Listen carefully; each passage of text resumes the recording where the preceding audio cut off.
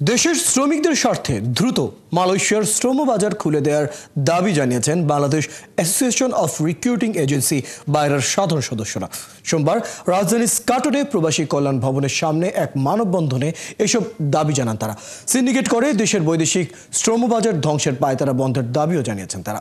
Syndicate মুক্তভাবে স্বল্প খরচ ও সহজ শর্তে যেন বাংলাদেশি শ্রমিকরা যেতে পারে সেই ব্যবস্থা নেওয়ার দাবিও জানিয়েছেন তারা। বিস্তারিত জানাচ্ছেন মোহন ইসলাম। মালয়েশিয়া বাংলাদেশি প্রবাসী শ্রমিকদের অন্যতম পছন্দের গন্তব্য। তবে বারবার সিন্ডিকেটের কারণে বন্ধ হয়ে যায় এ বাজার সচল থাকাকালীন সময়েও নানা হয়রানির মধ্য দিয়ে মালয়েশিয়া যেতে হয়েছে অনেক শ্রমিককে। এই খাতের ব্যবসায়ীরা বলছেন, সিন্ডিকেট দুর্নীতির কারণে ক্ষতিগ্রস্ত হয়েছে মানুষ ও দেশ। বিভিন্ন কারণে 2018 সালে বাংলাদেশের জন্য বন্ধ হয়ে যায় মালয়েশিয়ার শ্রমবাজার। 2024 সালে চালু হবার পর মাত্র 6 মাস চালু থেকে নানা অনিয়মের কারণে তা বন্ধ হয়ে যায়।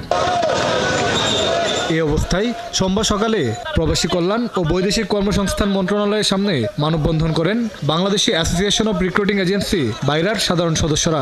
এ সময় তারা দাবি জানান, মালয়েশিয়ার শ্রমবাজার ফের চালু করা ও সৌদি আরবের শ্রমবাজারের সংকট নিরসনে সরকারকে দ্রুত উদ্যোগ নিতে হবে।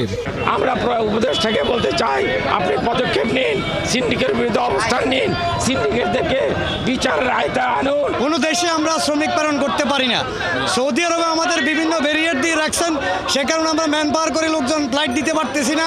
ব্যবসায়ীরা অভিযোগ জানান, বিগত ফ্যাসিস্ট সরকারের নানা অনিয়মের কারণে বহু শ্রমিকের জীবন ধ্বংস হয়ে গেছে। এই সিন্ডিকেটটা সাবেক ফ্যাসিবাদী সরকারের প্রত্যক্ষ এবং পরোক্ষ মদদে একটা এমইও হয়েছিল।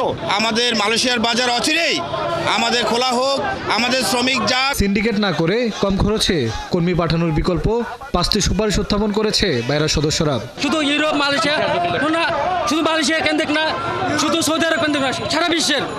এবং আমাদের বিএমইডি বন্ধ রাখছে। আমাদের বাংলাদেশের কর্মীরা যেভাবে গেলে তাদের ওখানে সুশৃঙ্খল থাকবে, তাদের ওখানে তারা আমাদের বাংলাদেশ কর্মীদেরকে তাদের উপযুক্ত ভাতা সুযোগ সুবিধা দিবে। দেশের অর্থনীতি সচল আছে প্রবাসীদের পাঠানো অর্থে।